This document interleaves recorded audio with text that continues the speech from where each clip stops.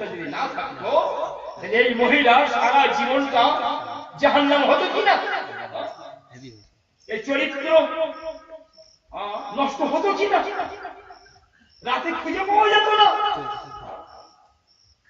সবার বিচার করেও নিজেকে ধৈর্য রাখতে পারে না, শরিয়াতে পাক এই জায়গায় তালাকের ব্যবস্থা করে দিয়ে পুরুষকে তাকে সাবধান করে দিচ্ছে, যেহেতু তুমি দৈহিক দিক দিয়ে অকেজ হয়েছে, যেহেতু তুমি দৈহিক দিক দিয়ে অপারগ হয়ে গেছে, তোমাকে 1 বছর সুযোগ দেওয়া হলো।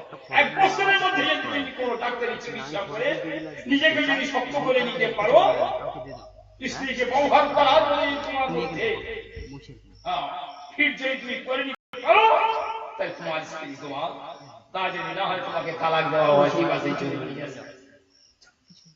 এই জায়গায় যে তালাকটা স্ত্রীর জন্য দেওয়া হয়, খবরদার যখন তুমি দুর্বল তোমার ওই স্ত্রীকে তাকে তুমি জাহান্নামে দেখো না, তোমার সংসারে খেয়ে পরে ও শান্তিতে থাকবে না, পরমুখী হয়ে থাকবে। এই রকম অবস্থায় ইসলাম তাই পরামর্শ দিচ্ছে, ওই রকম স্ত্রীকে তুমি বিদায় দিয়ে তার একটা সুখের সংসার করতে দাও। বুঝা গেল যে তালাক স্ত্রীর জন্য, নারী জাতের উপকারের জন্য তালাক। এমন অসতী রমণী সংসারে চলে এসেছে, সবসময় আগুন লাগিয়ে রেখেছে, না ভাসুরকে মানে, না শ্বশুরকে মানে, না ডাবলকে মানে, না ননদকে মানে, কাউকে নয় কাউকে নেয় না, স্বামীকে সন্তুষ্ট রাখতে পারে, সবসময় পরমুখী পরমুখী পরমুখী হয়ে রয়েছে। 10 বার 20 বার ধরা পড়ার পরেও কেউ সংশোধন হয় না। তাহলে এইরকম অবস্থায় তালাকের কি ব্যবস্থা কি আসবে না? তালাক ইসলাম কত কন্ট্রোল করছে। 3টে বুলেট হাতে দেওয়ার পরে, তালাক ব্যবস্থা করার পরে ইসলাম ফের ঘোষণা করে দিচ্ছে, শোনো, যদিও তালাকের ব্যবস্থা ইসলাম করেছে, তালাক দেওয়া জায়েজ আছে, তালাক দেওয়া ফরজ, তালাক দেওয়া হারাম, জায়েজ। তবে শুনে রেখে দাও, আফদালুল মুবাহাত আত-তালাক, তালাক জায়েজ আছে, সবচেয়ে নিকৃষ্টতম হালাল হচ্ছে তালাক। কারণ যখন পুরো অপারগ হয়ে যাবে, যখন কোনো মতে বুঝিয়ে বেরিয়ে সংসারে আনতে পারবে না, সংসার যখন অশান্তির আগুনে যখন দাউ দাউ করে চলতে থাকবে, তোমার দিন তোমার কাছে থাকছে না, তুমি নিজেকে কন্ট্রোল করতে পারছো না, হেফাজত হচ্ছে না, এইরকম অবস্থায় তোমার স্ত্রীকে তালাক দিয়ে দাও। তো তালাক দেওয়ার পদ্ধতিটা কি ইসলাম শিখিয়ে দিয়ে দিচ্ছে, আত-তালাকু মাররাতান ফাইমসাকুম বিমারুফ আও তাসরিহুম বিইহসান। একবার তালাক দিও না, ওকে সংশোধনের সুযোগ দিয়ে দাও। তো তালাক দেওয়ার প্রসেস নিয়ম রয়েছে শরিয়াতে পাক। এক তালাক দিবে, প্রথমে এক তালাক দিবে, প্রথমে এক তালাক দিবে। কখন দিবে? যখন তোমার স্ত্রী পবিত্র অবস্থায় থাকবে। কেন? মাসে মাসে আল্লাহ তাবারক তাআলার তরফ থেকে মা বোনরা যেটা অসুস্থ হয়ে পড়ে, একটা রোগে পড়ে যায়, এই সময় স্বামী স্ত্রী কাছাকাছি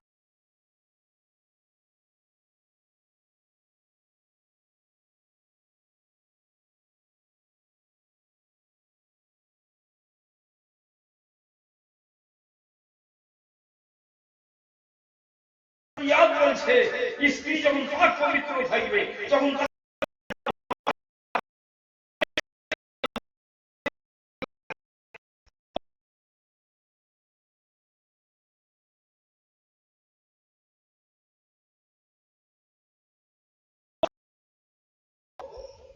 দেখা যাচ্ছে 1 মাস কেটে যাচ্ছে, যদি এর মধ্যে স্ত্রী যদি স্বামীর হাত ধরে নিয়ে নেয়, 1 মাসের ব্যাপার, শ্বশুরকে শাশুড়ির পা ধরে নিয়ে নেয়, ক্ষমা যদি চায়, স্ত্রীর বাপ মারা যদি সবাই মিলে যদি মাপ চায়, হয়ে গেছে, মেনে নেয়, তা বাস স্বামী স্ত্রীর উপরে সংসার চালা। ওই এক তালাক কিছু হবে না, কিন্তু তুমি 2 তালাকের মালিক থেকে ঝগড়া মীমাংসা হয়ে গেল। দেখা যাচ্ছে যে না, ও জায়গার অনড় হয়ে আছে। বলছে 2য় মাসে গিয়ে তার পাক পবিত্র অবস্থা আর একটা তালাক দিয়ে দেয়। এবার তুমি এটা একটু বেশি করে বুঝবে যে আল্লাহ কি করলাম, স্বামী তো 2টো বুলেট শেষ করে দিয়েছে, আর এক তালাকের মালিক আছে। আজকে আমার ভালো লাগছে না, কিন্তু কালকে আমি যার ঘরে থেকে নতুন ভাবে যাবো, সেই এর থেকে যদি জালেম হয়, এর থেকে যদি খারাপ হয়, 2টো বাচ্চা কাছে হয়ে গেছে, হ্যাঁ, বাপ নেই মায়া নেই, ভাই ভাইয়ের কাছে কতদিন এইসব বাচ্চা কাছে নিয়ে উঠবো, ইত্যাদি ইত্যাদি চিন্তা করে যদি স্বামী যদি ধরে নিয়ে নেয়, ক্ষমা যদি চেয়ে নিয়ে নেয়, তাহলে আর তালাক দেওয়ার প্রয়োজন হবে না, তোমরা সংসার চালাও, সংসার চালাও। তাতেও দেখা যাচ্ছে যে না, মহিলা কোন মতে স্বামীর কাছে না নদী শিকার, না সংসারে আসার তার ইচ্ছে মানসিকতা, বাধ্য হয়ে তুমি 3য় মাসে আর একটা তালাক দিয়ে দাও। 3 তালাক হলো, 3 মাস ধরে হলো, 3 মাস সংশোধনের জন্য সুযোগ দেওয়া হলো। তুমি এত ধৈর্য ধারণ করে 3টে তালাক দিলে আমার কথা মতো, আমি যেভাবে তোমাকে শিখালাম, আমি আল্লাহ তাবারক তাআলা তোমার আমলনামাতে সওয়াব লিখে দিয়েছি। সুবহানাল্লাহ। এই তালাককে বলা হয় সুন্নি তালাক। কিন্তু ও বেচারা করে ফেলেছে কি, একসঙ্গে 3 তালাক দিয়ে ফেলেছে, যেটা হয় না, এটাই তো সমস্যা বেশি। কিংবা একই মাসে 3 তালাক দিয়েছে, এ তালাক তো হবে না, হবে না, এ নিজেকে বরদাস্ত করতে পারেনি, কন্ট্রোল করতে পারে। আচ্ছা, আমি একটা কথা বলছি, এই যে মাদ্রাসার বিল্ডিংটা দেখতেছেন, এই বিল্ডিংটাকে একদিনে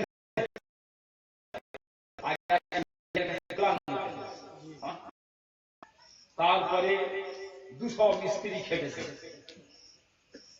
এবং 10 লক্ষ টাকার ম্যাটেরিয়াল দিতে হয়েছে, তবে এই বিল্ডিংটা 5 বছর ধরে 2 তলা 5 তলা হয়েছে, সময় লাগছে।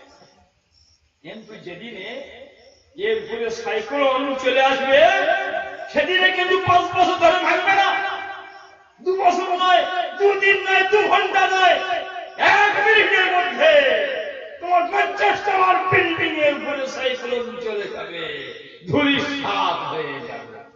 এখানে কারো কিছু বলার নেই। বিয়ে সহজে হয় না, কত দেখা দেখি হয়, কত খাই খাওয়া হয়, কত সরবল হয়, বিজ্ঞাপন ছাপা হয়, দাওয়াত করে দিন ধার্য করে নির্দিষ্ট দিনে বিশাল আকারে বিবাহ। কিন্তু তালাক কিন্তু এইভাবে হয়, তালাক হচ্ছে সাইক্লোন, রাগাই কিন্তু হয়, তালাক কিন্তু হঠাৎ হয়ে যায়। কিন্তু এ খুব ধৈর্য ধারণ করলো 3 মাস ধরে, সুযোগ দিলে স্ত্রীকে, সেই জন্য সবের অধিকারী হয়। আর যে এক কথায় 3 তালাক দিয়েছে, কিন্তু একদিনে 3 তালাক দিয়েছে, কিন্তু 1 মাসে 3 তালাক দিয়ে দিয়েছে, স্ত্রীকে সুযোগ দিল না, এই তালাককে বলছে তালাকে বিদঈ। এই তালাক হচ্ছে দেওয়া এইরকম হারাম, লোকটা হয়ে যাবে গুনাহগার, কিন্তু তালাক হবে না, হবে না। এই জায়গায় রাসূল পাক সরওয়ারে কায়নাত সাল্লাল্লাহু তাআলা আলাইহি ওয়াসাল্লাম বলেছেন, তালাকুন জিদ্দুহুন্না জিদ্দুন ওয়া হাজলুহুন্না জিদ্দুন। 3টে জিনিস আছে, যার সোজা দিকটা সোজা, উল্টো দিকটাও সোজা। তার মধ্যে 1 নম্বর হচ্ছে তালাক। মুসনাদে ইমাম আযম আবু হানিফার মধ্যে হাদিস আছে, মিশকাতের মধ্যে হাদিস আছে, দুদিকে ধারালো ছুরি থাকে, মানে ছুরি থেকে এভাবে কাটলেও কেটে যাবে, উল্টে যদি কাটে তাও মানে কেটে যাবে। তালাক এমন একটা জিনিস, যে যদি রেগে যদি বলে দিয়ে দেয় তাও তালাক হবে, ঠাট্টা করতে করতে যদি বলে দিয়ে দেয় তাও হয়ে যাবে। তালাক কোন সময় মার যায় না। হে মুসলমান ভাইয়েরা, তরুণ যুবকেরা, খবরদার, একসঙ্গে রাগের বশত হঠাৎ করে 3 তালাকটা কেউ দিও না।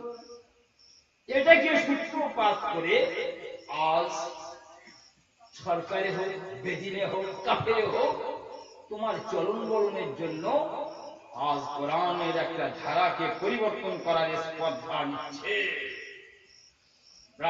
ইসলাম শুনে রেখে দেন, ইসলাম এ কোনো সময় জুলুম জানে না। আল্লাহ তাবারক তাআলা জুলুম করেন না। যখন বিশ্ব নারীদের খেলুড়া করে ব্যবহার করেছে, ইচ্ছা মতো ব্যবহার করেছে, আম খেয়ে আজ যেমন ভেঙে দিয়ে দেয়, সারা বিশ্ব নারীকে ওইভাবে ভোগ করে টিকে দিয়েছে, তাদের কোনো দাম ছিল না। আর যারা পরিবর্তনের কথা বলছে তাদের কাছে নারীদের কোনো অংশই ছিল না, তারা স্বামীর কোনো অংশ পেত না, পিতামাতার কোনো অংশ পেত। ঠিক এইরকম মুহূর্তে কোরআনে কারীম এসে মুস্তাফা সাল্লাল্লাহু আলাইহি ওয়াসাল্লাম শান্তির সূর্য হয়ে উদয় হয়ে নারী জাতির জন্য একটা ভাগ নির্ধারিত করেছে। বাপের অংশ পাবে, মায়ের অংশ পাবে, স্বামীর অংশ পাবে, বেটার অংশ পাবে, বেটির অংশ পাবে, অংশ দিয়েছে। তবে এই জায়গায় আল্লাহ তাবারক তাআলা বোন অপেক্ষা ভাইকে ডবল দিয়েছে।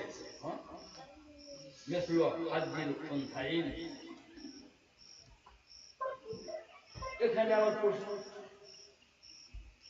আমার চাকরি শেষ হলো গত ফেব্রুয়ারি মাসের 28 তারিখে। যেহেতু আর মাদ্রাসা ছিল না, শেষ পর্যায়ে প্রথমে মাদ্রাসা ছিল বেরেলি শরীফ, দেওবন্দ, এই সমস্ত বড় বড় মাদ্রাসার যে সিলেবাস পশ্চিম বাংলার একই সিলেবাস ছিল। বড় বড় আল্লামারা এখানে মাদ্রাসায় পড়িয়েছে। আল্লামা ফজলুল্লাহ খায়রাবাদী আলাইহি রাহমাত সাহেব জাদা, আব্দুল হক খায়রাবাদী কলকাতা আলিয়া মাদ্রাসায় ছিলেন। মুহাদ্দিস কবির আল্লামা জিয়াউল মুস্তাফা কাজী সাহেব কিবলা আল্লাহ তার দীর্ঘায়ু করেন, তিনি 10 বছর কাল এখানে খুতবায় ছিলেন। আলহামদুলিল্লাহ, আমি তার কাছ থেকে আমার শোনা কাছে। যাই হোক ব্রাদার ইসলাম, আজ কিন্তু আর মাদ্রাসা নেই। সরকার নামে মাত্র মাদ্রাসাকে শেষ করে দিয়েছে।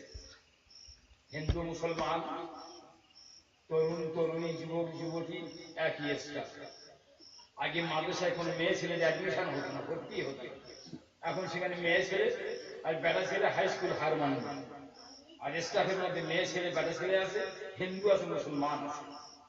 আমার সঙ্গে যারা চাকরি করত, আমার এই শেষ জীবনের কথা বলছি, আমার স্টাফ ছিল 30 জন, তার মধ্যে অমুসলিম 5-6 জন এবং হিন্দু মহিলাও ছিল। তার নাম কাকুলি গুপ্ত, কাকুলি গোপ, বহরমপুর বাড়ি। এই যে আমি মোটা কেতাবটা বললাম প্রশ্ন উত্তরে, সম্ভবত প্রশ্ন রয়েছে। আমাকে একদিন বলছে, স্যার একটা প্রশ্নের জবাব দেবেন, রাগ করবেন না। আমি এইভাবে বসতাম, আমার সামনে জানালা থাকতো, আমার সামনে চেয়ার টেবিল থাকতো, আমি আমার কাজে থাকতাম। আমার পিছন থেকে বহু লম্বা টেবিল থাকতো, তাকে সমস্ত স্টাফ ওইখানেই বসতো। তা কেউ আমার কিছু কথা বললে আমি এইভাবে ঘুরে থাকতাম। তা বলো কি বলছো? তো বলছে, স্যার ইসলামের মধ্যে একটা জিনিস আমাদের কাছে আপত্তিকর। কি? বোন অপেক্ষা ভাই দ্বিগুণ অংশ পায়, এটা কেন? বলছি, কাকুলি তুমি এখন কোথায় থাকো? আমি শ্বশুর বাড়ি থাকি। তোমার ভাইয়েরা কোথায় থাকে? বাপ মার ঘরেই আছে। তোমার বাপ মায়ের সেবা কারা করছে? ভাইয়েরা। তুমি কাদের করছো? তো শরীর। তোমার বাপ মায়ের সম্পদের উপর যদি কারোর হস্তক্ষেপ হয়ে যায়, রক্ষণাবেক্ষণের দায়িত্ব কারা নেবে? তখন বলছে, স্যার আপনাকে আর বলতে হবে না, ও তো শিক্ষিত মেয়ে না। আমি শোনো, এ কোরআন কোন মানব রচিত নয়, এ স্রষ্টা যিনি সৃষ্টিকর্তা, তার সেখানে প্রশ্ন চলে না। তুমি আজ স্বামীর সংসারে আসো, শ্বশুর শাশুড়ির খিদমত করছো, আর তোমার ভাইয়েরা তোমার বাপ মার সেবা করছে। তোমার বাপের সম্পদের উপরে কেউ যদি লাঙ্গল যদি ছেড়ে দিয়ে দেয়, সঙ্গে সঙ্গে তোমার ভাইয়েরা গিয়ে সেখানে দাঁড়াবে আর তুমি ভাগ নিতে যাবে। হলো কথা হচ্ছে, যদি কেউ সামঞ্জস্যে আসে, বুঝতে চায়, সেখানে বোঝানো যাবে। আর কেউ যদি গায়ের জোরে যদি আসে, হবে না। গায়ের জোরে আসলে হবে না। একমাত্র ইসলাম রক্ষা করেছে নারী জাতির সম্মান। একমাত্র ইসলাম সম্মান দিয়েছে নারী জাতিকে। রাসূলের পাক সরওয়ারে কায়নাত সাল্লাল্লাহু আলাইহি ওয়াসাল্লাম, আরে এই তো কদিন আগে যখন টাকার মহামারী দেখা গেল, সব ভুলে গেছেন নাকি? নরেন্দ্র মোদী তার বৃদ্ধা মাকে পর্যন্ত টাকার জন্য ব্যাংকের লাইনে দাঁড় করিয়ে দিয়েছে। ব্রাদার ইসলাম, আমার শাহজাহান বোঝা সরওয়ারে কাউন মাকাম আহমদ মুস্তাফা মুহাম্মদ মুখতার সাল্লাল্লাহু আলাইহি ওয়াসাল্লাম আর মা নয় দুধ মাকে সম্মান দিয়ে দাঁড়িয়ে গেছে, দাঁড়িয়ে গেছে।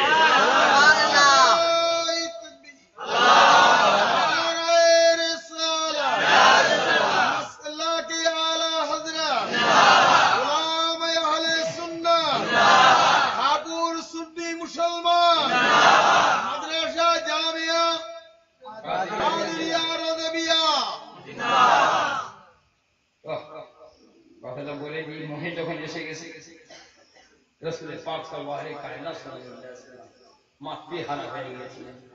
অতি শৈশবে মাকে হলেন হযরত হালিমা। মাকে হয়েছেন কি বিচার! যার পদার্পণে নারীর স্বাধীনতা,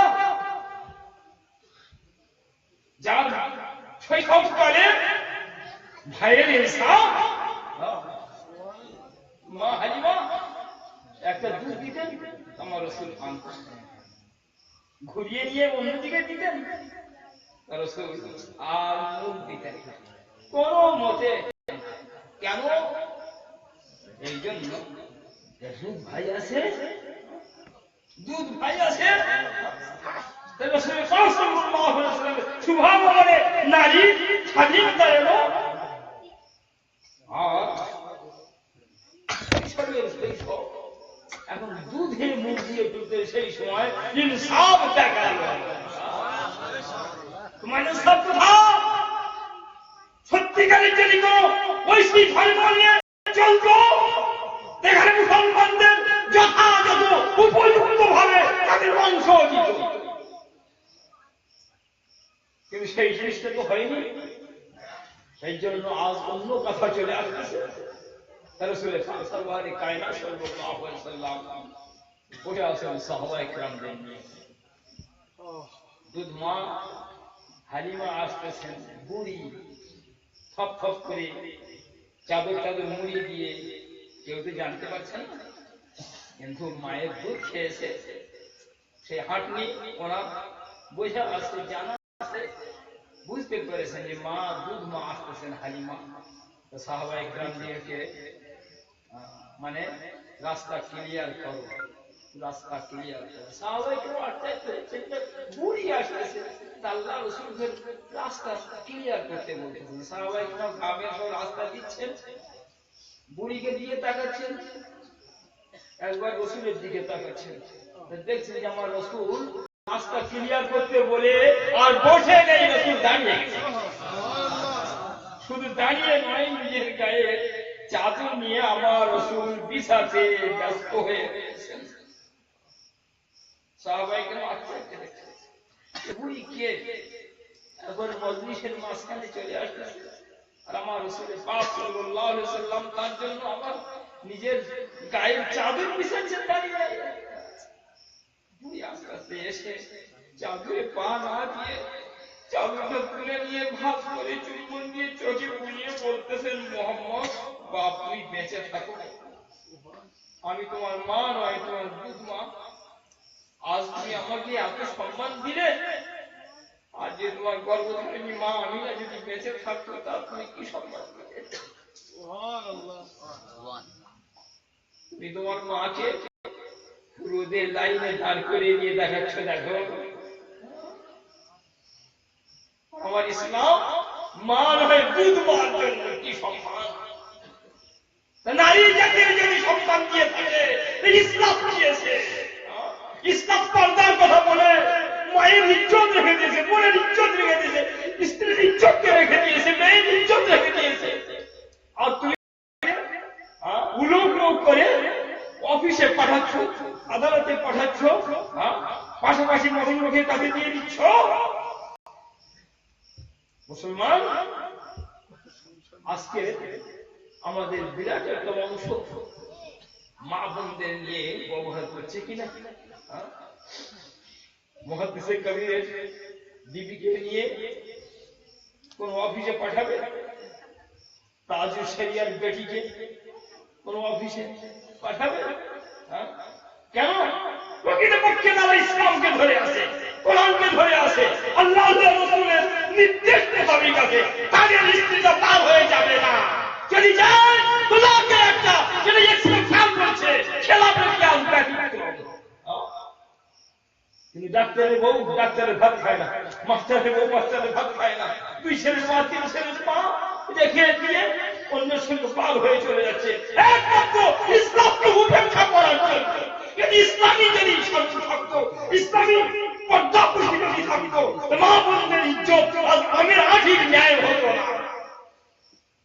এদের আমের আঠির ন্যায় ইজ্জত হয়ে যাচ্ছে, ইজ্জত সম্মান হয়ে যাচ্ছে, ইসলামকে উপেক্ষা করেছে।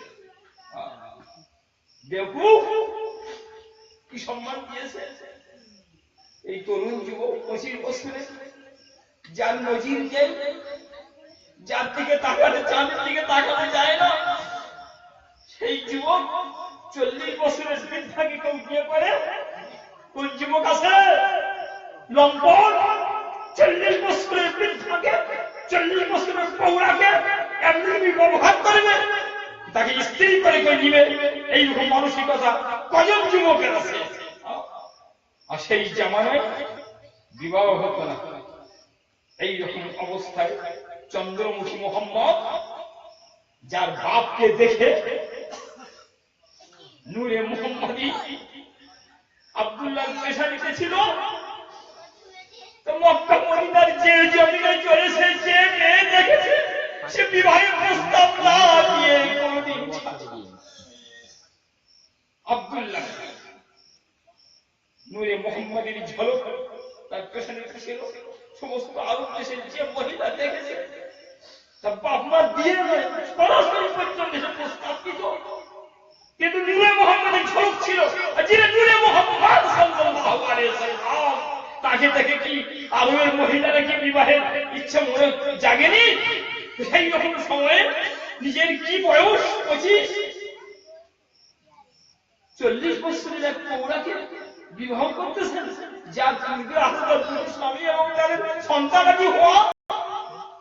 একটা নয় করলেন, দুটো করলেন, তিনটে করলেন, চারটে করলেন, এইভাবে 9-10 জন বিবি যা করলেন, সব বৃদ্ধ বয়সে, সব বৃদ্ধা, আর অপরের সব ছাড়া, স্বামী মরা ইত্যাদি ইত্যাদি।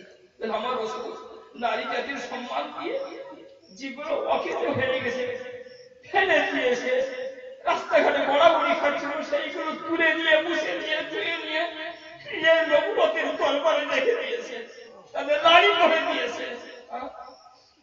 একমাত্র জীবনের শেষে নিজের ইচ্ছায় নয়, আবু বকরের ইচ্ছায় আয়েশা রাদিয়াল্লাহু আনহা কুমারীকে বিবাহ করেছে। বেঈমান কাফেরের মতো আজকের সেনাকে বিরূপ মন্তব্য করছে। আমি আর ভাষায় বলবো না, যে ভাষায় একটু কথা বলছি আপনাদের নেটে দেখিয়েছে, বলবো না। এটা আমার রাসূলের ইচ্ছায় বিয়ে হয়নি, আবু বকর সিদ্দিক রাদিয়াল্লাহু আনহু ইচ্ছায় বিবাহ হয়েছিল। আবু বকর মুস্তফাকে যে দেখা দেখেছেন জগৎ কেউ দেখেনি। মুস্তফার নবুয়তের যে ঝলক আবু বকর দেখেছেন, বিশ্বে আর কেউ দেখেনি। তিনি বলেছিলেন হুব্বিবা ইলাইয়া মিনাদ দুনিয়া খালাস। আবু বকরের কাছে পৃথিবীর মধ্যে তিনটে জিনিস হচ্ছে সবচেয়ে প্রিয়। কি বলছে ইয়া রাসূলুল্লাহ, আবু বকরের কাছে পৃথিবীর মধ্যে সবচেয়ে তিনটে জিনিস প্রিয়। এক নম্বর আছে আন-নাযরু ইলা ওয়াজহি রাসূলিল্লাহ। হুজুর, আপনার মোবারক চেহারার দিকে তাকান। আবু বকরের কাছে সারা দুনিয়া ওয়াইনফাকু মালি আলা রাসূলিল্লাহ, আর আমার জীবনের সমস্ত সম্পদ সঞ্চয় আল্লাহ রাসূলের জন্য ব্যয় করে দেওয়া পৃথিবী অপেক্ষা আমার কাছে প্রিয়। হুজুর, আর 3 নম্বর হচ্ছে আনতাকুনা ইয়াদি তাহাতা রাসূলিল্লাহ, আমার একটা বেটি রাসূলুল্লাহর কাছে দিয়ে দিব। এটা আবু বকরের খায়েশকে বিধানের জন্য, আবু বকরের অন্তরের অন্তঃস্থল থেকে যে প্রস্তাব এসেছে। আর সারা জীবন ছায়া দেওয়ার অনেক সময় ছায়া দেখা যায় না, ঘরের মধ্যে গেলে একটু ছায়া দেখা যায় না, সূর্য চন্দ্র থাকলে তবে ছায়া, ছায়া গায়েব হয়ে যায়। কিন্তু আবু বকর রাসূলের পাক সাল্লাল্লাহু আলাইহি ওয়াসাল্লাম গায়েব হয় না। কি সাথী, কি সাথী! সেই সাথী যদি একটা প্রস্তাব দেয় অন্তরের অন্তঃস্থল থেকে মানতে হবে না, হবে না। তাই আল্লাহ রাসূল জেনে নিয়েছেন মা আয়েশাকে। এটা কি তোমার নজরে খারাপ হলো?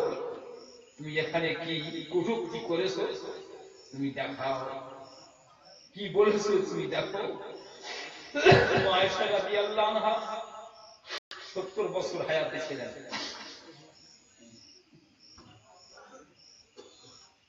হযরত আয়েশা সিদ্দিকা রাদিয়াল্লাহু আনহা তোমার আমার মতো, এই সমস্ত মায়ের মতো এইরকম রমণী, পরমুখী, পরের দিকে তাকানো, যিনি 3 লক্ষ হাদিসের হাফেজ আছেন, বড় বড় সাহাবায়ে কেরাম তার কাছে সমস্যা সমাধান করতে আসেন। আচ্ছা, আবু বকর চিন্তা করলেন না যে আমার এই 6 বছরের বেটি আয়েশা, আমার রাসূলের দুনিয়াবি বয়স হচ্ছে 50, যখন আমি দিব রাসূলের হাতে, আমার আয়েশা যখন জওয়ান হয়ে উঠবে, পূর্ণ জওয়ানি যখন তার মধ্যে আসবে, আমার রাসূল তখন পর্দা পর্যন্ত গায়েব হয়ে যাবে। কিন্তু তিনি এ চিন্তা করেন, তিনি বুঝেছিলেন নবী কাকে বলে, আমার আয়েশা কে। তাই উনি দিয়েছেন, রাসূল গ্রহণ করেছেন। মাত্র রাসূলের হাতে হাত দিলে, আর আয়েশা তো আয়েশা নেই। কিয়ামতের সকাল পর্যন্ত সমস্ত মুমিন মুসলমানদের আম্মা জান হয়ে গেছে। দুনিয়ার কে আছে মায়ের সঙ্গে বিবাহের প্রস্তাব দিবে? কোন মা আছে ছেলের সঙ্গে বিবাহ করবে, মানসিকতা তৈরি করবে? এই আয়েশা 18 বছর বয়স, আমার রাসূল দুনিয়া থেকে বিদায় নিলে 70 বছর আয়েশা সিদ্দিকা রাদিয়াল্লাহু আনহা ইসলামের খেদমত করে গেছেন। আজ তুমি বদনাম করছো হযরত আয়েশাকে কেন্দ্র করে। তুমি দেখছো না যে এক তরুণ চন্দ্রমুখী, এক যুবক চন্দ্রমুখ, তিনি যত আরবের সব ফেলে দেওয়া রমণীদের বুড়িগুলোকে কুড়িয়ে নিয়ে বাড়িতে সব রানী বানিয়ে দিয়ে দিয়েছেন। তোমার জীবনে ঘটিয়ে দেখাও। ইসলামকে কলঙ্ক করতে চাচ্ছ? তবে হ্যাঁ, যদি বোঝার ইচ্ছা হয়, আলহামদুলিল্লাহ, কোরআনের ভাষ্যকার লাখো আছে বুঝিয়ে দিবে। আর যদি বলে আমি গায়ের জোরে করব, তাহলে বাবরির মতো ধ্বংস হবে।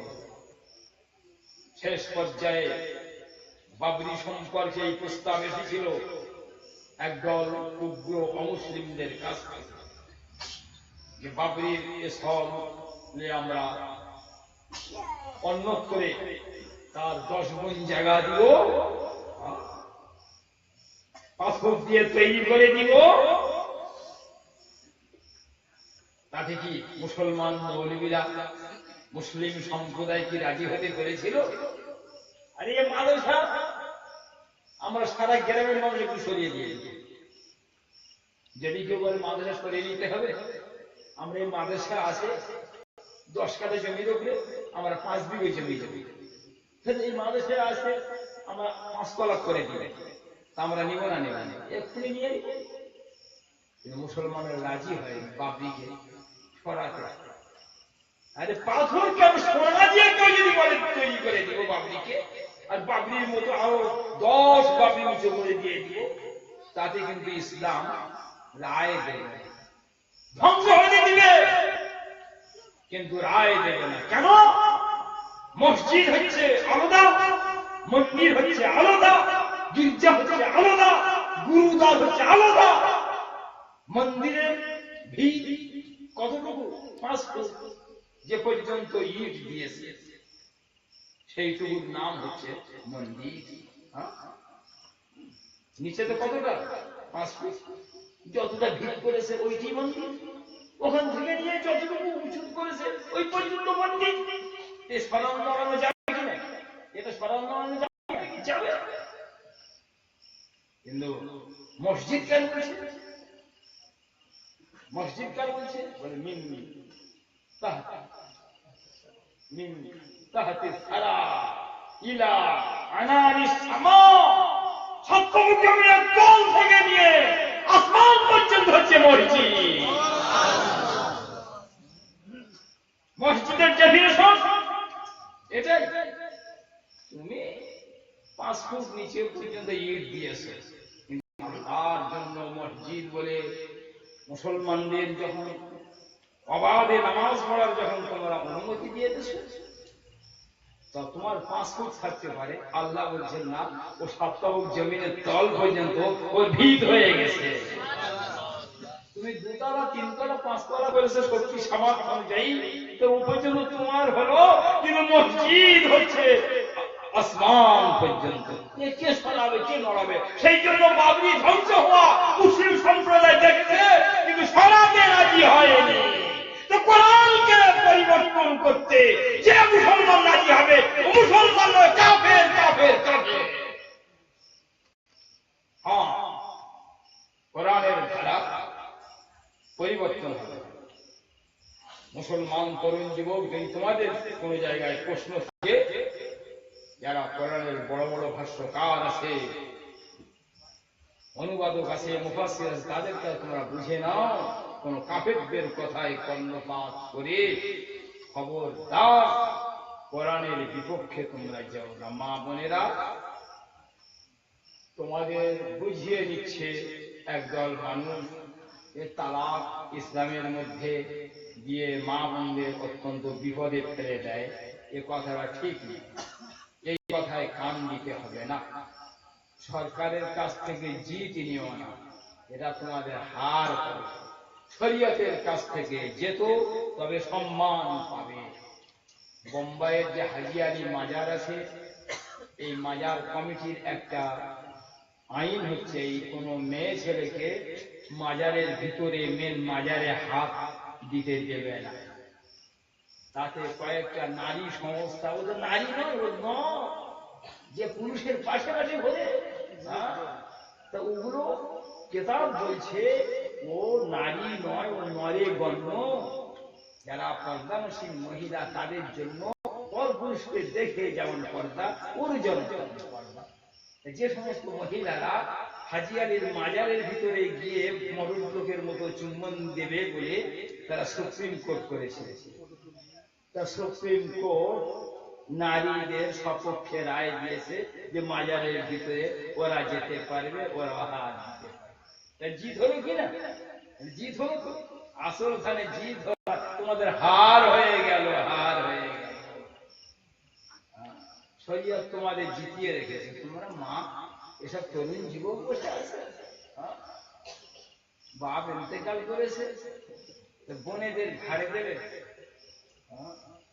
যদি আমরা এইসব তরুণ যুবকের দল, এরা দাঁড়িয়ে পিছনে পিছনে যাবে, আর 4 জন মেয়ে ছেলে লাশ কাঁধে করে নিয়ে যাবে, স্বভাব হবে? ইসলাম তোমাদের পর্দার ভিতরে রেখে, বাড়ির মধ্যে রেখে তোমাদের সম্মান দিয়েছে। তোমরা আমের আঁটি হতে যাচ্ছ, আমের আঁটি হবে।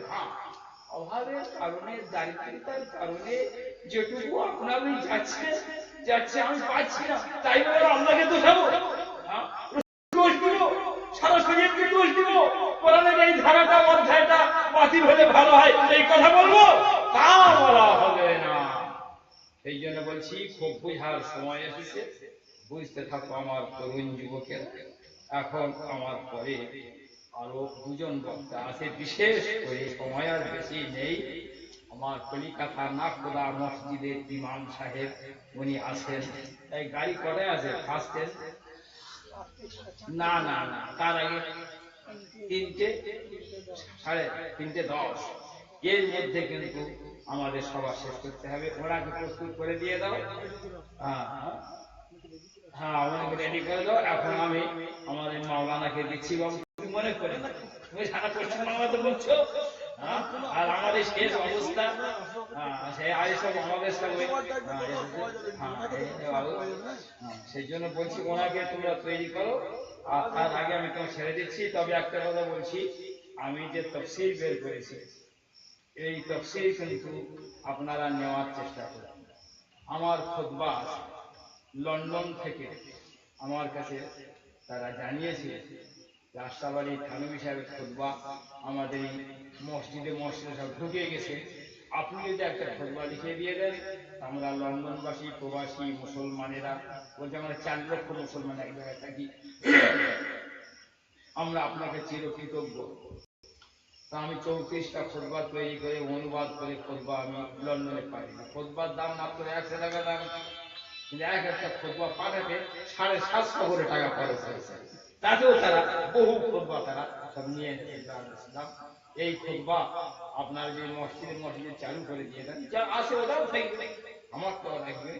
ঈদে চাঁদে ছয় বেড়াতে সবে বেড়াতে আমার এই খুতবা দেখে দেখে বলবেন, তার মানেটা শোনাবেন, দেখবেন পুরো আহলে সুন্নাতের মতবাদ।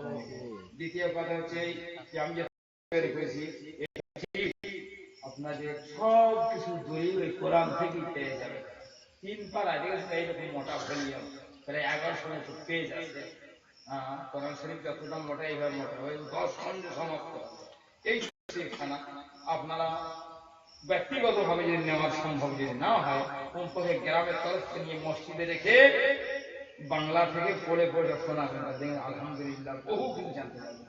আর 3 নম্বর এই ফতোয়ার কিতাবটা, এই কিতাবটা নিলে আপনাদের দৈনন্দিন জীবনে যত রকমের প্রশ্ন আছে, 1000 মানুষের 1000 রকমের প্রশ্ন, টিএমসি পালা চলবে কিনা, কোন মৌলবী যদি সক্রিয় ভাবে রাজনীতি করবে তার বউকে যদি পার্টিতে দাঁড় করিয়ে দিয়ে দেয়, মানে মানুষের এইভাবে প্রশ্ন, হাজার মানুষের হাজার প্রশ্ন।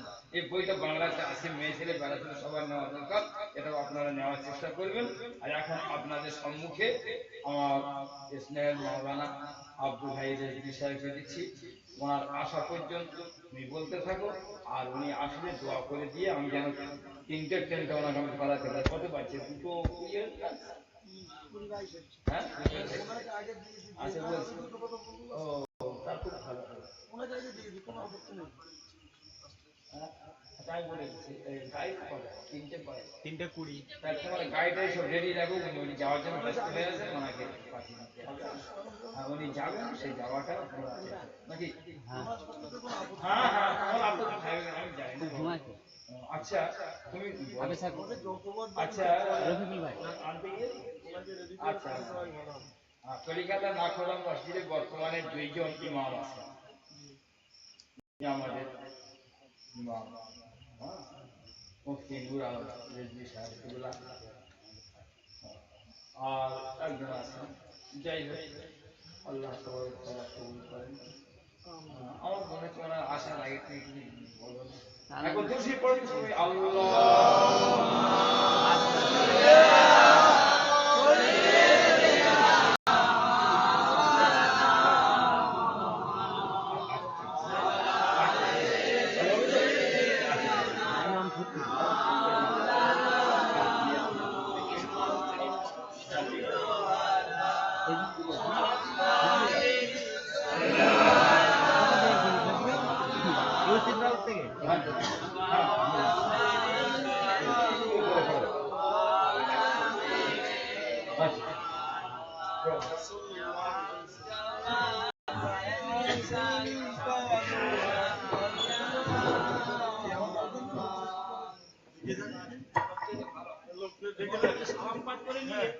जी अपना गाड़ी जाने का सलाम पाठ कर दी। या नबी सलाम अलैहि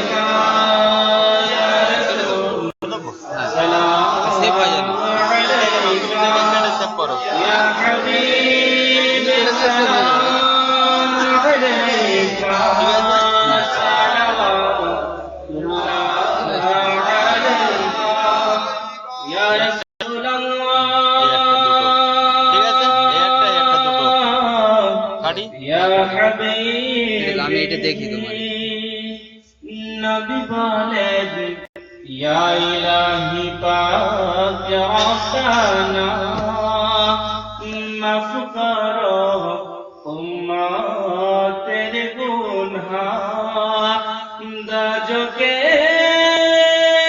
লইলে একজনা জান্নাতে আমি যাব না নবী সালাম আলাইকা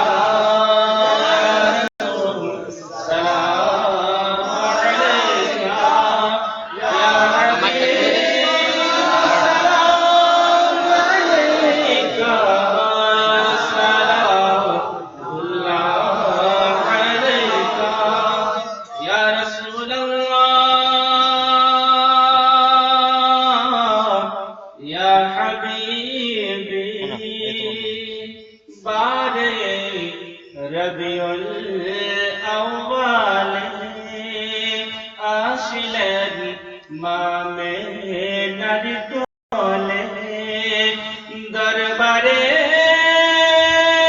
দুই হাত তুলে কান্দিলেন উম্মতি বলে ইয়া নবী সালাম আলাইকা ইয়া রাসূল সালাম আলাইকা ইয়া হাবিব সালাম আলাইকা সালামুল্লাহ আলাইকা কি বলছি বলছে না কথা মসজিদের ইমাম আছে আমি নিয়ে আছি বলার আগে আমি কয়েকটি একটা জিনিস বোঝা গেল যে নেট সেক্টরে সব ধরা ধরা কোনো বাধা নেই। বলছে যে না কথা মসজিদের ইমাম আছে ফের লাগাবে বলে এমনি চলছে খুব ভালো লাগছে তাই এটা দেবো তো চলছে স্যার দেখি আর আমার কি করবে এত রাতের বেলা শুয়ে আমি কখন মানে 5টার দিকে দিয়ে আজ এরকম দিব 5টার দিকে আমার তো মনেই ছিল না। তারপরে আমি ভরসা পাই দেখি তারপরে ফের লিখেছি নারে তাকবীর নারে তাকবীর নারে রিসালাত নারে রিসালাত নারে হায়দারি নারে হায়দারি হযরত আল্লামা মাওলানা মুফতি নূর আলম সাহাব হযরত আল্লামা মাওলানা নুরুল্লাহ মুফতি সাহাব নারে তাকবীর নারে রিসালাত ভিডিও করবে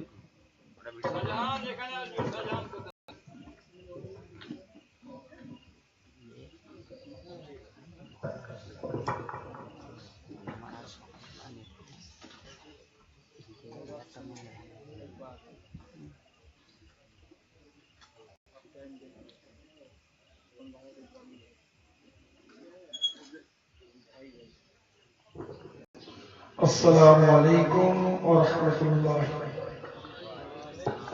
আজ আমাদের বড় সৌভাগ্য যে পশ্চিমবঙ্গের মসজিদ নতুন পুরানো অনেক বড় বড় মসজিদ হয়েছে, কিন্তু আজও পশ্চিমবঙ্গ নয় গোটা ভারতবর্ষ পশ্চিমবঙ্গের সব থেকে বড় মসজিদ বলতে আমরা একটাকে চিনি, ঐতিহাসিক জুমা মসজিদ কলিকাতা জাকারিয়া স্ট্রিটে অবস্থিত। অন্তকাল থেকে আজ অবধি যাকে আমরা না খোদা মসজিদ বলে চিনি। দীর্ঘদিন সুন্নি এলাকা, সুন্নি কমিটি, সুন্নি মসজিদ, সুন্নি ইমাম মেমতি করে এসছে, কিন্তু কিছু অশুভ বর্বর অনুপযুক্ত মানুষের চক্রান্ত সুন্নি রূপ দিয়ে একজন তুন্নিকে ঢুকিয়ে দেওয়া হয়েছে। সেটা যখন ধরা পড়ে গেল মানুষের জাগরণ চলে এলো। হযরত আল্লাম মুফতি কারি নূর আলম রিজভী সাহেব, আল্লাহ পাকের বিশেষ রহমত যে না খুদা মসজিদের বর্তমান শাহী ইমাম হযরত আল্লাম মুফতি নূর আলম রিজভীকে হুজুরেরই সহযোগিতায় আমরা হাতে পেলাম। এটা বড় সৌভাগ্যের কথা। ওনার নুরানি ইরফানি বক্তব্য তাহলে আপনারা শুনবেন নয়, আমাদেরও তো আলেমদেরকেও শুনতে হয়। যদিও ওনার ভাষাটা উর্দু, আমি হযরতের অনুরোধ রাখবো উনি একটু সহজ সরল করে যেন আমরা বুঝতে পারি। আর মেহেরবানি করে মাঝে মাঝে একটা বাংলা কথাও বলে রাখেন, যদি দয়া করে বলেন তো আর আলহামদুলিল্লাহ। হযরতকে দিয়ে দেবো ওনার ইস্তেকবালের জন্য একবার প্রাণ করা মহান এমন ভাবে লাগান যে হযরত যেন বুঝতে পারেন যে আজ চমকে নারায়ে তাকবীর, সুবহানাল্লাহ। জান্নাতি মুসলমানের জয় হোক। নারায়ে রিসালাত, মাসলাত আলা হযরত উলামা আহলে সুন্নাহ জনাব আল্লামা মুফতি কারি নূর আলম রিজভী সাহেব, না খুদা মসজিদের বর্তমান শাহী ইমাম, খাপুর মাদ্রাসা কাদেরিয়া রিজভিয়া সালানা জলসা সুন্নি শ্রোতা মণ্ডলী, নারায়ে তাকবীর, নারায়ে রিসালাত।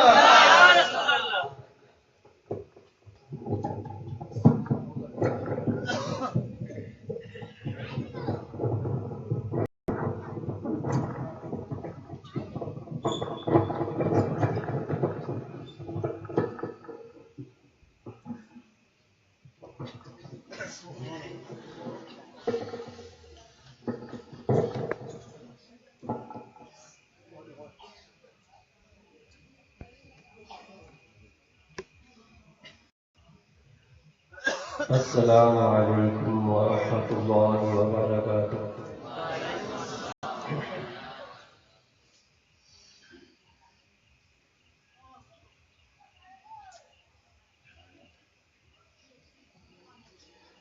نحمده ونصلي على رسوله الكريم.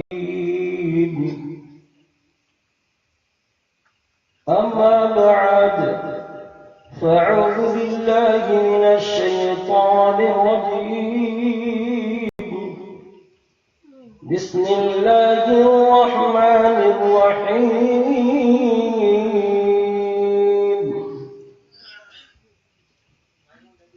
قل إن كنتم تحبون الله فاتبعوني يحببكم الله. آمنت بالله صدق الله العظيم وصدق رسوله النبي الأمين المتين الكريم. ونحن على ذلك لمن الشاهدين والشاكرين.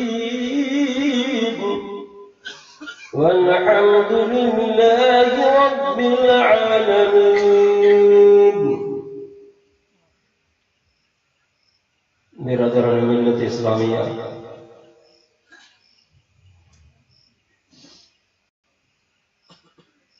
اس وقت رات کے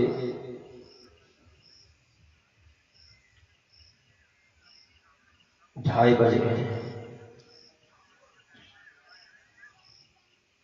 वैसे आपके यहाँ का माहौल होगा कि रात भर लोग सुन्नी जन्नती मुसलमान नबी की तारीफ, अल्लाह की तारीफ सुनते रहते हैं। वरना कहीं कहीं तो اس وقت لوگ تقریر سنتے نہیں بلکہ کھا جاتے ہیں، اس لیے کہ آدھی رات میں لوگ کچھ سوتے ہیں، کچھ جاگتے رہتے ہیں، تو آدھی بات سمجھ میں آتی ہے، آدھی کھا جاتے ہیں۔ خیر بہرحال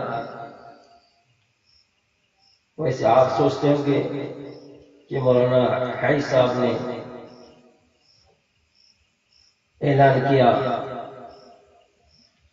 کہ حضرت سے گزارش کریں گے کہ کچھ بنگلہ بھی کہیں کہیں بولیں گے۔ ویسے بنگلہ بھاشی میں نہیں ہوں، اردو بھاشی حضرت جانتے ہیں، لیکن میں سادہ لفظوں میں سہل اردو بھاشا میں کچھ دیر آپ کے سامنے گفتگو کروں گا۔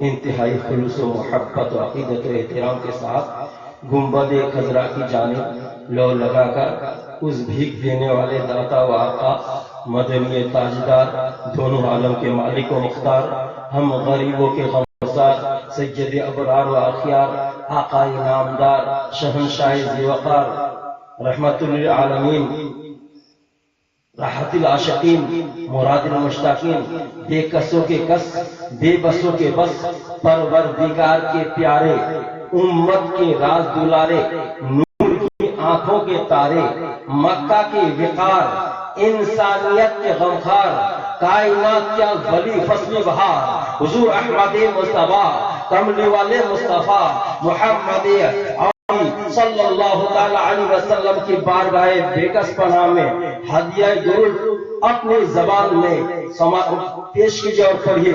اللہم صلی علی سیدنا مولانا محمد وعلی آل سیدنا مولانا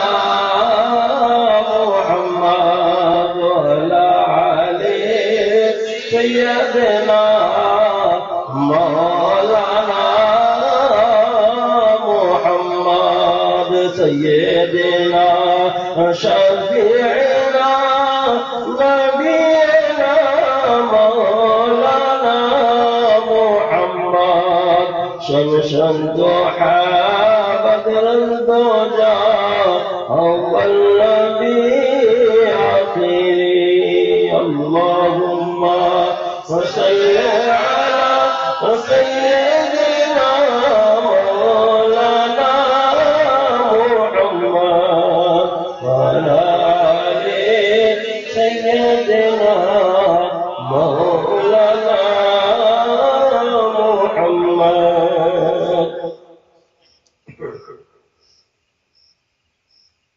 برادران اسلامیہ،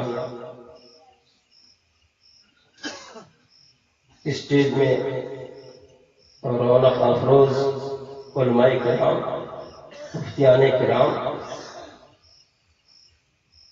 سامعین حضرات، آپ تمامی حضرات مبارکباد کے لائق ہیں کہ حضرت علامہ مولانا مفتی غلام سمدانی صاحب کی کاوشوں سے یہ دشمنوں کے نرغے میں یہ دارالعلوم قادریہ حزبیہ مظہر اسلام آپ کی نظروں کے سامنے ان کا فیضان ہے، ان کی کاوش اور محنت ہے کہ آپ بڑے بڑے علماء کرام کی تقریر بیانات سننے کو آپ کو موقع ملتا ہے۔ بولیے سبحان اللہ۔ آپ سنی جنتی مسلمان، آپ جانتے ہیں کہ چاروں طرف میں منافقین بستے ہیں، گستاخی رسول رہتے ہیں، لیکن ایسے لوگوں کے بیچ میں عاشق رسول، رسول کے چاہنے والے، رسول کے دیوانے، اولیاء کرام کے شیدائی بہت موجود ہے۔ یہ آپ خوش نصیب ہیں اس لیے کہ ایمان سب کو نہیں ملتا، کچھ لوگوں کو ایمان ملتا ہے۔ اللہ جس کو نواز دے، اسلام میں داخل کر دے اور رسول سے محبت کروا لے، یہ اللہ کا بڑا شکر ہے، مہربانی ہے کہ ہم رسول کے چاہنے والے ہیں، رسول کے دیوانے ہیں، اولیاء کرام کے عاشق ہیں، ان کی مزاروں میں جاتے ہیں، بزرگان دین کی خدمت کرتے ہیں، علماء کرام کی تعظیم و توقیر کرتے ہیں۔ پروردگار عالم کلام پاک میں ارشاد فرماتا ہے، قل ان کنتم تحبون اللہ، اے محبوب آپ فرما دیجئے لوگوں سے کہ اے لوگوں، اللہ خود مخاطب کر رہا اپنے محبوب کو کہ اے محبوب آپ فرما دیجئے لوگوں سے کہ اے لوگوں، اگر تم اللہ کو پیارا، اللہ کا پیارا بندہ بننا چاہتے ہو، اللہ کا چہیتا بندہ بننا چاہتے ہو، اللہ کو دوست رکھنا چاہتے ہو، فاتبعونی، میری اتباع کرو، میرے پیچھے پیچھے چلو، میرے نقش قدم پر چلو، یحببکم اللہ، اللہ تعالیٰ تمہیں دوست بنا لے گا۔ برادران ملت اسلامیہ، میرے نبی کے زمانے میں حسان بن ثابت جو شاعر تھے، عربی شاعر تھے حضور کے زمانے میں، میرے نبی صلی اللہ تعالی علیہ وسلم ممبر بناتے، اونچی چوکی یا کوئی اونچی چیز بناتے اور اس میں حضرت حسان شاعر اسلام کو بٹھاتے اور کہتے کہ اے حسان میری تعریف کرو، میری نعت پڑھو۔ تو معلوم ہوا کہ نعت پڑھنا یہ سنت ہے، اور نعت سن کر کچھ نذرانہ دے دینا یہ بھی نبی کی سنت ہے۔ نعت سن کر کچھ نذرانہ دے دینا یہ بھی نبی کی سنت ہے، چونکہ حضرت حسان نعت پڑھتے اور میرے نبی خوشی سے کچھ نذرانہ بھی دیتے۔ ایسا قسم نہیں ہے کہ کچھ اچھا لگے کچھ اشعار پڑھا جائے تو صرف شاعر اسلام کچھ پڑھ کے ایسے خالی چلا جائے، ایسا نہیں، بلکہ کچھ آپ نذرانہ بھی دے دے تاکہ حوصلہ افزائی ہو جائے پڑھنے والوں کی اور سنت بھی ادا ہو جائے۔ میں بھی چاہوں گا کہ کچھ اعلیٰ حضرت، میں تو زیادہ تر اعلیٰ حضرت کی نعت پڑھتا ہوں، کچھ اشعار پڑھوں گا، آپ سماعت فرمائیں، اس لیے کہ ٹائم بھی زیادہ نہیں ہے، کیونکہ ٹرین بھی میری 3:15 پہ ہے اور ٹائم بھی مجھے شارٹ ملا ہے۔ خیر بہرحال میں کوشش کروں گا شارٹ سے شارٹ ہو جائے۔ ایک بار جھوم کے درود پاک پڑھیں، اللہم صلی علی سیدنا مولانا محمد وعلی آلِ سیدنا مولانا محمد وعلی آلِ سیدنا مولانا محمد۔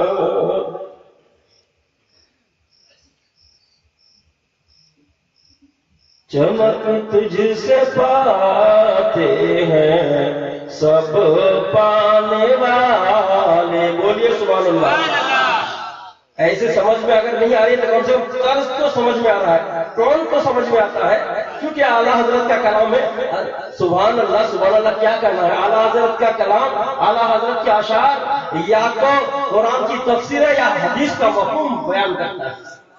چمک تجھ سے پاتے ہیں سب پانے والے، میرا دل بھی چمکا دے چمکانے والے، میرا دل بھی چمکا دے چمکانے والے، برستا نہیں دیکھ کر ابر رحمت، برستا نہیں دیکھ کر ابر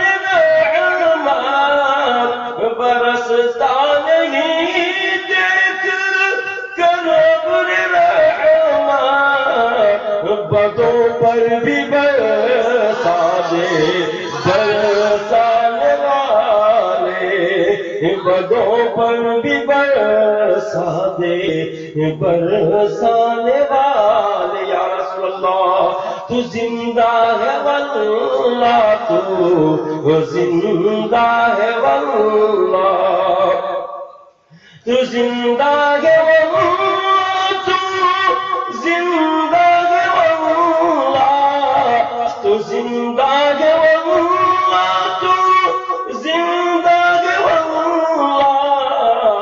میرے چشم عالم سے چھپ جانے والے میرے چشم عالم سے چھپ جانے والے اور بہت ہی پیارا شعر سمجھ فرمائیں رہے گا یوں ہی ان کا چرچا رہے گا میرے نبی کا چرچا ہمیشہ ہوتا رہے گا اس لیے کوئی رہے یا نہ رہے خود اللہ خود اپنے محبوب کا اللہ تعالیٰ خود اپنے محبوب کا چرچا کرتا ہے اور فرماتا وَرَفَعْنَا لَكَ ذِكْرَكَ اے محبوب ہم نے تیرے ذکر کو بلند کیا اور نماز میں میرے نبی کا ذکر ہے اذان میں میرے نبی کا ذکر ہے اور اللہ تعالیٰ خود باقی رہے گا لہذا ہم رہے یا نہ رہے میرے نبی کا چرچا باقی رہے گا اعلیٰ حضرت فرماتے ہیں رہے گا یوں ہی ان کا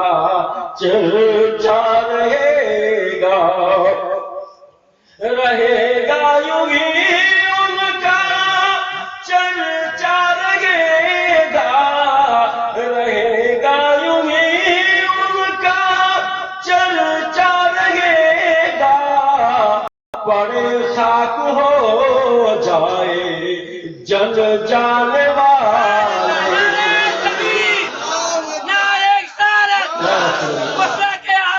زندہ باد بڑے خاک ہو جائیں جل جانے والے رضا نفس دشمن ہے دم میں ناش رضا نفس دشمن ہے دم میں نانا رضا نفس دشمن ہے دم میں نانا کہاں تو نے دیکھے ہیں چندرانے والے کہاں تو نے دیکھے ہیں چندرانے والے سمجھے نہ سمجھے کم سے کم نبی کی تعریفیں اتنا تو جانتے ہیں کہ نعت پڑھی جائے نعت کا مطلب نبی کی تعریف کرنا یہ سمجھ رہے ہیں چاہے الفاظ سمجھے نہ سمجھے نبی کی تعریف ہو رہی ہے یہ سمجھ کر کے ضرور سبحان اللہ کہہ دیا کریں تو آپ کے بھی نامہ اعمال میں نیکیاں لکھی جائیں گی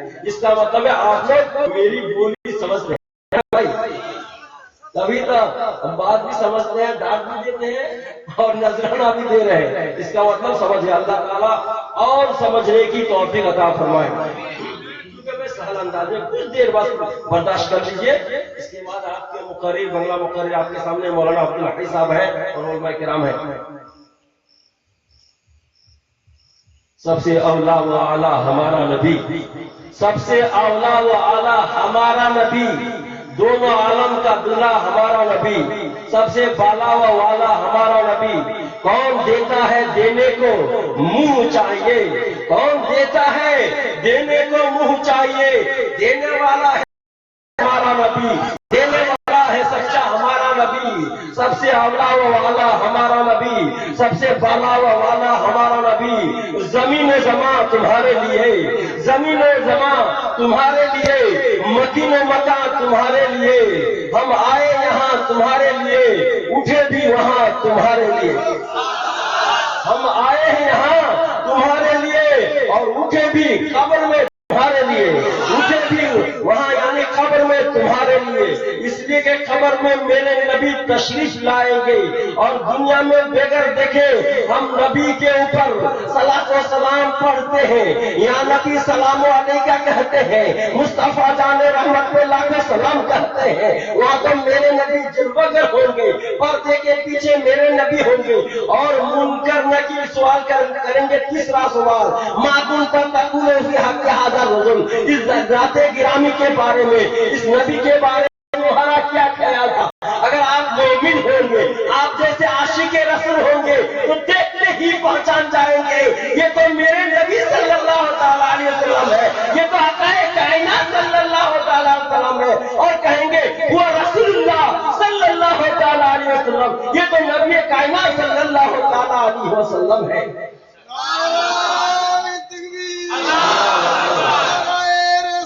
या रसूल अल्लाह, जिंदाबाद जिंदाबाद। तो बेरादरान मिल्लत इस्लामिया, मालूम हुआ कि मेरे नबी के सदक़े सारी कायनात बनी।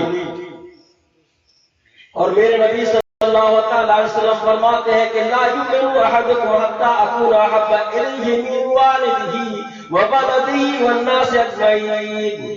तुम में से कोई शख्स उस वक्त तक मोमिन कामिल नहीं हो सकता जब तक कि अपनी औलाद से, तमाम लोगों से, दुनिया के सारे लोगों से ज्यादा नबी से मोहब्बत न कर ले, तब तक मोमिन नहीं हो सकता। बोलिए सुभान अल्लाह। तमाम लोगों से, बेटा से, औलाद से और सारी कायनात के लोगों से, अपने रिश्तेदार, दादा दादी, नाना नानी, अब्बू अम्मी, तमाम लोगों से ज्यादा नबी से मोहब्बत जब तक नहीं करोगे तो मोमिन नहीं हो सकते। और कुछ लोग कहते हैं कि रसूल को अपने बड़ा भाई कहते हैं। मेरे दोस्त ऐसा मत करना। जब हदीस का मफहूम है कि सारी कायनात के लोगों से ज्यादा रसूल से मोहब्बत करोगे तो ईमान वाला बनोगे, जन्नती मुसलमान होगे, जन्नती मोमिन होगे। तो रसूल से मोहब्बत करना आईने ईमान है, शान ईमान है और रूहे ईमान है। और अल्लाह का लाख लाख शुक्र है। मेरे दोस्तों, आप नमाज, कुछ बातें नमाज के ताल्लुक से मैं कहूंगा, लेकिन सब बात उधर ही आ जाती है। नमाज का भी मौजूद लिया जाए तो फिर भी उसी बात आ जाती है। तो नाम तो नहीं लिया जाएगा, इंशाल्लाह नाम नहीं लेंगे, तपास नहीं करने का नाम लेकर के अपना मुंह, लेकिन इशारा समझ जाएंगे। नमाज पढ़ते हैं ना भाई, तो नमाज में अत्तहियात पढ़ना वाजिब है ना। तशहुद में बैठ करके 2 रकात में या 4 रकात में बैठकर तशहुद पढ़ते हैं, अत्तहियात को पढ़ते हैं। तो अल्लाह का ये नमाज किसके लिए पढ़ी जाती है? अल्लाह ताला के लिए। लेकिन अल्लाह ताला का कितना करम है, अपने महबूब के ऊपर नमाज अपनी पढ़ाता है, लेकिन सलाम अब नमाज में अपने नबी के ऊपर करवाता है, तब नमाज पूरी होती है ना। नमाज अल्लाह की है, लेकिन अत्तहियात से पहले नबी के ऊपर सलाम पढ़ाता है, अल्लाह ताला पढ़वाता है, फिर नमाज मुकम्मल होती है। सुभान अल्लाह, क्या बात है। अल्लाह का कितना करम है, अपने महबूब के ऊपर नमाज अपनी पढ़वाता है, लेकिन अपने नबी के ऊपर दुरूद व सलाम पढ़वाता है। जैसा कि अत्तहियातु लिल्लाहि व सलावातु व तय्यबातु, अस्सलामु अलैका अय्युहन नबी, सलामती हो तुम पर आए अल्लाह के नबी। सुभान अल्लाह। तो जब नमाज में, अल्लाह की नमाज में बैठकर सलाम पढ़ सकते हैं नबी के ऊपर, तो क़याम में खड़े होकर के क्यों नहीं पढ़ सकते हैं? जब नमाज के अंदर सलाम पढ़ सकते हैं तो खड़े होकर के गैर नमाज में क्यों नहीं सलाम पढ़ते हैं? पढ़ सकते हैं मेरे दोस्तों, ज्यादा पढ़ सकते हैं। सुभान अल्लाह, कितना अल्लाह का रहमो करम है। परवरदिगार आलम हम तमाम मुसलमानों को इहदीना सिरातल मुस्तकीम पर चलने की तौफीक रफीक अता फरमाए। बोलिए आमीन। और आज हमारे ऊपर कितनी नमाज है? फर्ज है, 5 वक्त की नमाज फर्ज है। ये नमाज कहां से मिली? गौर कीजिएगा, ये नमाज कहां से मिली? नमाज मेरे नबी के सदक़े, नबी के सदक़े में ये नमाज मिली है। वरना सबसे पहले नमाज 50 वक्त की नमाज फर्ज हुई थी मेराज की रात, जब नबी की मेराज हुई। सुब्हानल्लज़ी असरा बिअब्दिही लैलन मिनल मस्जिदिल हराम इलल मस्जिदिल अक़सा। जब अल्लाह के रसूल की मेराज हुई, लंबी चौड़ी बातें हैं, वाक़यात है, लेकिन मैं शॉर्ट में सिर्फ नमाज को समझाऊंगा कि ये नमाज तो करते हैं, लेकिन ये नमाज आई कहां से? नमाज भी नबी के सदके में। मेराज की रात जब मेराज हुई, अल्लाह के रसूल की अल्लाह ताला से हम कलामी हुई और सर की आंखों से नबी को अल्लाह को देखा। अल्लाह के नबी ने सर की आंखों से जगते हुए बेदारी में अल्लाह का दीदार किया और जन्नत की सैर करी और जहन्नम को भी देखा। जब वापस आ रहे हैं मेरे नबी तो अल्लाह ताला फरमाता है, ऐ मेरे महबूब, आप दुनिया में जा रहे हो लेकिन अपनी उम्मत के लिए कुछ तोहफा लेके जाओ। तो अल्लाह ताला ने सबसे पहले 50 वक्त की नमाज फर्ज किया। बोलिए सुभान अल्लाह। सबसे पहले 50 वक्त की नमाज अल्लाह ताला ने फर्ज करी थी और 50 वक्त की नमाज लेकर मेरे नबी सारी कायनात के आका जनाब मोहम्मद रसूलुल्लाह सल्लल्लाहु अलैहि वसल्लम दुनिया में तशरीफ ला रहे हैं। छठे आसमान में मूसा अलैहिस्सलाम से मुलाकात होती। बोलिए सुभान अल्लाह। छठे आसमान से मुलाकात होती है। मूसा अलैहिस्सलाम पूछते हैं, दरियाफ्त करते हैं, ऐ आकाए कायनात सल्लल्लाहु अलैहि वसल्लम, आपको तोहफे में अपनी उम्मत के लिए अल्लाह ताला ने क्या इनायत फरमाया है? तो मेरे नबी फरमाते हैं, हे मूसा कलीमुल्लाह अलैहिस्सलातु व तस्लीम, अल्लाह ताला ने मेरी उम्मत के लिए 50 वक्त की नमाज अता की है। तो मूसा अलैहिस्सलातु व सलाम हैरान और परेशान हो गए, ताज्जुब में पड़ गए। अल्लाह के नबी, ये 50 वक्त की नमाजें बहुत ज्यादा है, इतनी नमाज आपकी गुनहगार उम्मत नहीं पढ़ सके। बोले सुभान अल्लाह। तो मूसा कलीमुल्लाह सलाम ने पहले ही खबर दे दी कि इतनी नमाजें आपके गुनहगार उम्मत, चूंकि नबी का माना ही होता है गैब जानने वाले, गैब जानने वाले। तो मूसा अलैहिस्सलाम ने 50 वक्त की नमाज को बहुत ज्यादा फरमाया कहा और कहा कि अल्लाह के नबी 50 वक्त की नमाज आपकी ये उम्मत नहीं पढ़ पाएगी, दुनिया में फंसी रहेगी, टीवी वीडियो में घुसी रहेगी, इतनी नमाज अदा नहीं कर सकेगी। अल्लाह के नबी, अल्लाह की बारगाह में दोबारा वापस जाइए और कुछ कम कर। तो मूसा अलैहिस्सलाम ने मशवरा दिया, परामर्श दिया कि अल्लाह के नबी आप जाइए कुछ कम करा के लाइए, इन लोग के ऊपर रहम करिए, एक गुनहगार उम्मतियों के लिए रहम करिए। इसलिए कि आज हम 5 वक्त की नमाज पढ़ने वाले हैं भाई, तो 50 पढ़ते नहीं पढ़ पाते। तो मूसा अलैहिस्सलाम का कितना कर्म है, मेरे आका का कितना कर्म है। मूसा अलैहिस्सलाम के मशवरे से मेरे नबी आका कायनात सल्लल्लाहु अलैहि वसल्लम दोबारा वापस अल्लाह की बारगाह में पहुंचते हैं। परवरदिगार आलम, ये 50 वक्त की नमाजें बहुत ज्यादा है, कुछ कम कर दीजिए। तो मेरे परवरदिगार आलम ने गफूर रहीम है, अल्लाह ताला गफूर रहीम है, अल्लाह ताला माफ कर दिया 5 वक्त की नमाज। अल्लाह ताला ने 5 वक्त की नमाज माफ कर दी। बची कितनी? 45 वक्त की नमाज बची। 45 वक्त की नमाज लेकर फिर मेरे नबी वापस होते हैं। फिर छठे आसमान में मूसा अलैहिस्सलाम से मुलाकात होती है। फिर आप पूछते हैं, नबी सल्लल्लाहु अलैहि वसल्लम, अल्लाह के प्यारे महबूब, कितनी नमाजें कम हुई? तो मेरे नबी फरमाते हैं 5 वक्त की नमाज कम हुई है। मूसा कलीमुल्लाह अलैहिस्सलाम ने फरमाया, अल्लाह के नबी, अल्लाह के प्यारे महबूब, अभी भी बहुत नमाज ज्यादा है, इतनी नमाज आपकी नमाज उम्मती नहीं पढ़ सकेगी, और कम करा के लाइए, मैं कभी नहीं पढ़ूंगा वही मुख्तसर से।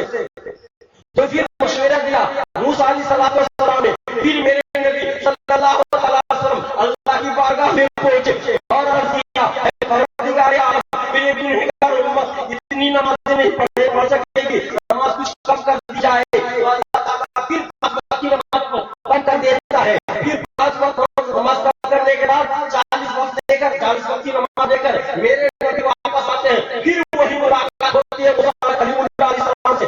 फिर पूछते हैं, अल्लाह के नबी कितनी नमाजें कम हुई? तो मेरे नबी ने फरमाया फिर 5 वक्त की नमाज कम हुई है। तो मूसा कलीमुल्लाह अलैहिस्सलाम ने फरमाया अभी भी बहुत ज्यादा है, कम करा के लाइए। तो मेरे दोस्तों, कहने का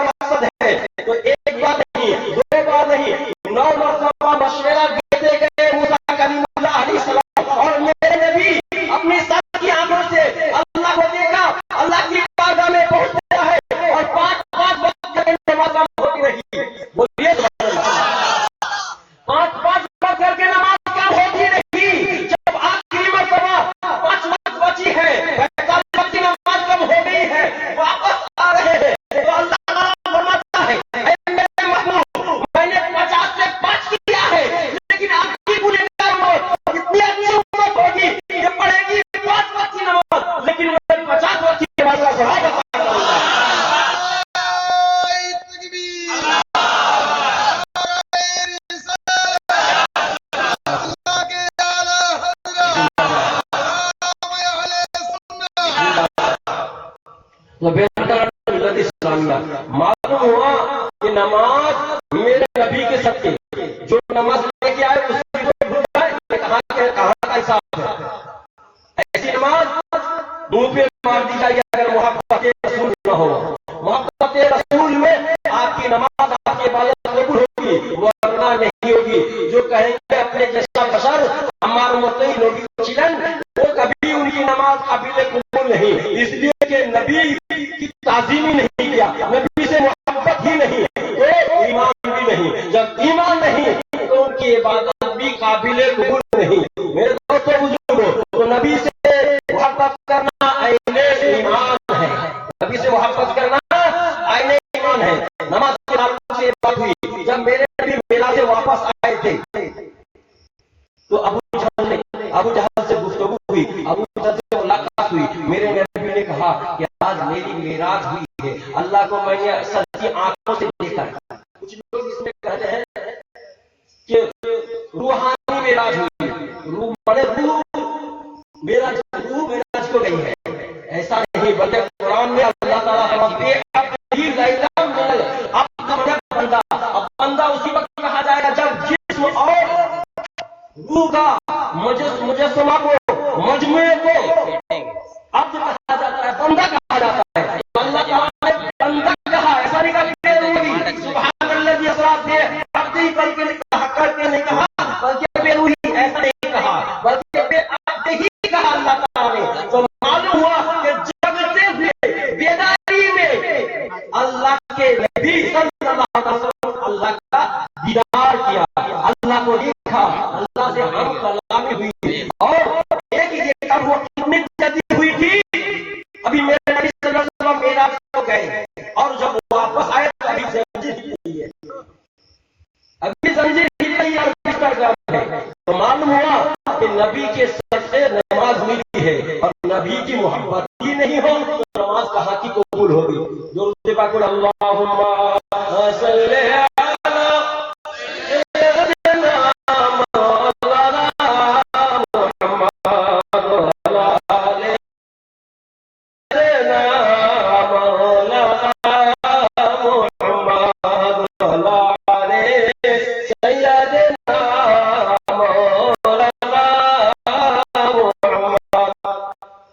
ये तो अगला महीना गुजरात का रजब मनोरंजन का उसके ताल्लुक से मेरा झलक सिर्फ नमाज के ताल्लुक से जो था वो मैंने बयान कर दिया। अब ये शाबान का महीना बस सिर्फ एक वाकया जो शाबान के मुताबिक से है मैं आपको होश गुजार करने चाहता हूँ। हाँ, शाबान चल रहा है, 11 तारीख को शब-ए बारात है। तो ये शब-ए बारात आप क्या करना होता है उसमें, शब-ए बारात में क्या होता है बोलिए तो हलवा रोटी पकाते हैं और जायज समझते हैं ना। कुछ लोग कहते हैं इसको बिदअत करते हैं, कुछ कहते हैं कि भाई उसी दिन क्यों करेंगे, दूसरे दिन करेंगे, है ना। शब-ए बारात में हलवा रोटी क्यों पकाएंगे, दूसरे दिन करेंगे। तो ऐसा कहिए उसको कि जुमेरात को जुमा पढ़ लीजिए, जुमा के दिन जुमा मत पढ़िए, जुमेरात के दिन जुमा पढ़ लीजिए, तो जुते मारेंगे सबको, मारेगा भाई।